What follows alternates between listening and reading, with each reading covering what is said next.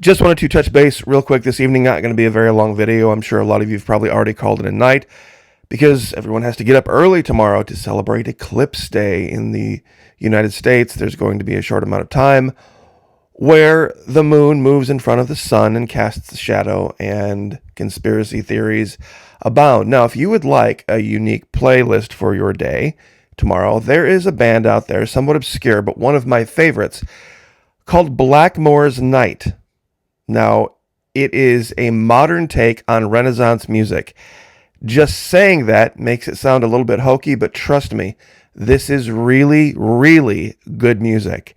Some of you might recognize the guy here to the right, black hair and the shades. Yes, that's right. It is founded by Ritchie Blackmore from Deep Purple. So the quality of this is another level. Directly to his right, screen left, is his wife, Candace Knight. So Blackmore's Night, that's where the name came from. They tour all over the world. And believe me when I tell you, you will get hooked. If you like anything World of Warcraft-ish kind of Renaissance, medieval feel, they have a huge list of instruments that they play, and the way that they use those instruments and the type of music, it is absolutely something to hear. Now, why do I bring it up, and why would it have anything to do with the eclipse? One of their more popular hits that came out some years ago is called Shadow of the Moon. That's right. And it's kind of a haunting little tune that they've had here on YouTube. They have many, many albums. When I used to drive for Uber and Lyft downtown St. Augustine, Florida, I used to have this rolling on the playlist all the time, and it had a very nice ambiance to it. Now, just wanted to share that for those of you who are kind of Eclipse nerds. I'm not, but to each his own. It is kind of the topic of the day. Real quick, though, we have something else to talk about today. But as always, God bless. Thank you every day to those of you who have joined us at the Florida Monkey Patreon channel, where it's only one single US dollar per month, even less than that if you sign up for an entire year, 3 pennies a day. If you sign up for 1 year at the Florida Monkey Patreon channel, it comes out to 3 pennies a day. 3 pennies a day that are, for the first 90 days, fully refundable. No questions asked. Hundreds and hundreds of videos that have never been seen on YouTube. Never been seen at all on YouTube. Partnering with Vimeo and Patreon, a couple of different speed bumps, we can keep the censors away, keep the trolls away, and have an honest, gloves-off conversation over there. Now, let's get right to it. Over the last couple of years, Florida Monkey has made this allegation, somewhat controversial, that we as a state have de facto, in reality, if not de jure in law, we have seceded already from the Union in the way that we govern, in the way that we live. There is so much evidence for it when you look and compare it to what was going on in the colonies. We are farther away now from Washington, D.C., farther away now from everywhere else in this country than the colonies were, and I have some more proof of this. Even the governor himself now has come out and pretty much said it. Quote, Florida no longer in play as a swing state as GOP voters surge over Dems by nearly 900,000. Now, what makes that kind of a big deal is that as recent as 2018, only 6 years ago, the Democrats had a 300,000 voter advantage. That's right. In only 6 years, 1.2 million votes flip. Florida Governor Ron DeSantis believes Democrats don't stand a chance and never will in the Sunshine State going forward. This comes as reports indicate that registered GOP voters now outpace Democrats by nearly 900,000. You're talking about a million-plus voter registration shift, DeSantis told Fox News. Maria Bartiromo saying the older numbers indicate Republicans are behind their Democrat adversaries by nearly 300,000 registered voters in 2018. Going back even farther, Democrats used to have even a bigger advantage. Basically, it rolls down to this. There has been, in the last 6 years alone, primarily the last 4, a larger group of people switch or leave Florida, go somewhere else, and be replaced by true conservatives, then we're living in the colonies. Then we're living total in the colonies during the Revolution. Let me say that again. I'm not talking about the entire population of Florida.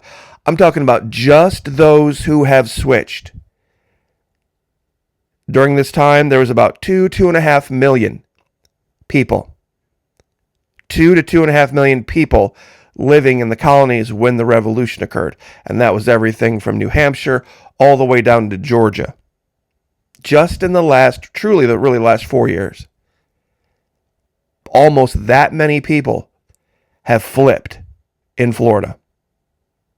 That's how different it is.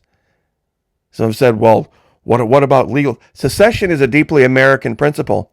The country was born through de facto secession from England. It's a very odd thing to hear those talk against secession when what we did back in 1776 was far more catastrophic and much more controversial than secession. We were colonies of the crown. There were those who could make the argument that there wouldn't have been the colonies without the crown. Andrew Jackson said secession, like any other revolutionary act, may be morally justified by the extremity of oppression, and a lot of people would agree with this, but to call it a constitutional right is confounding the meaning of terms. And in that respect, he's absolutely correct. Those of you who are waiting for some legal challenge to legally do this or legally do that or legally do... We didn't legally leave the control of England. There was no legal process that happened then. There was the Spanish Revolution and the French Revolution as well. And in each of those cases, nothing legal happened. Nothing, I guess what you would refer to as constitutional happened. It was a revolution, and that's how all secession movements begin. So there will only be de facto secession. There will never be de jure, D-E-J-U-R-E, in law, secession. And besides, Jefferson went on, I believe that banking institutions are more dangerous to our liberties than standing armies. Already they have raised up money aristocracy that has set the government at defiance. The issuing power of money should be taken away from the banks and restored to the people to whom it properly belongs.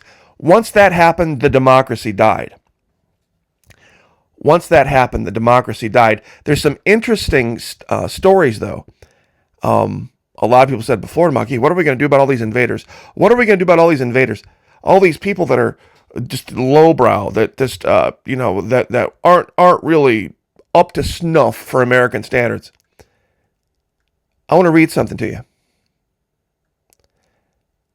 Georgia was founded as a new home for impoverished people and debtors, read criminals.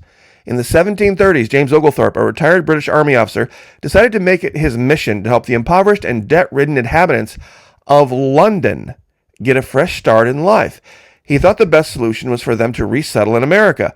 In 1732, Oglethorpe's plan came to fruition when 20 trustees received funds from Parliament and a royal charter. Now, this is 1730.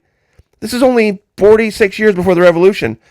Money came out of the British government, authorizing them to enact their own taxes and laws and hand out land grants to settlers.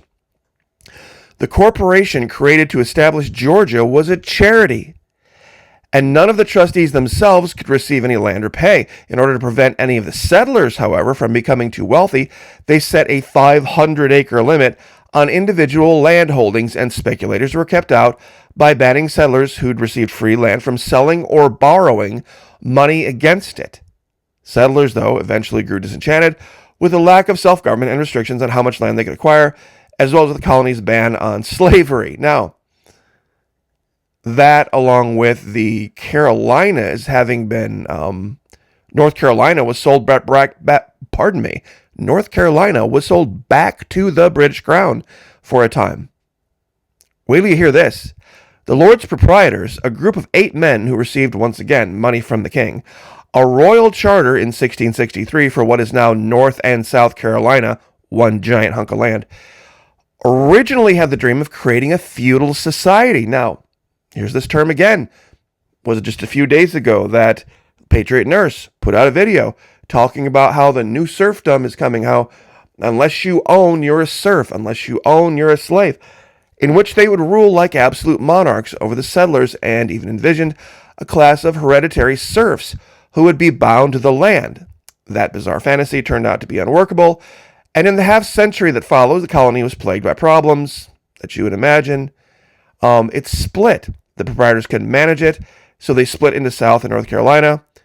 The British government, tired of their incompetence, converted South Carolina to a royal colony in 1719, and 10 years later, 7 of the 8 proprietors agreed to sell their shares of North Carolina, to King George II. The one holdout insists on keeping his 1/8 share of the colony's land, though he lost his say in its governance. So this is what was going on here. Way back when, there's a myth about the colonies and about the people that were here and their desire for a constitutional, Bible-based government where, no, absolutely not. Rhode Island was the chief amongst the colonies in the slave trade. New Jersey was originally going to be called New Caesarea. You can look that up. New Jersey was originally going to be called New Caesarea. It was a free-for-all. It was an absolute lawless backwater. Absolutely no rules.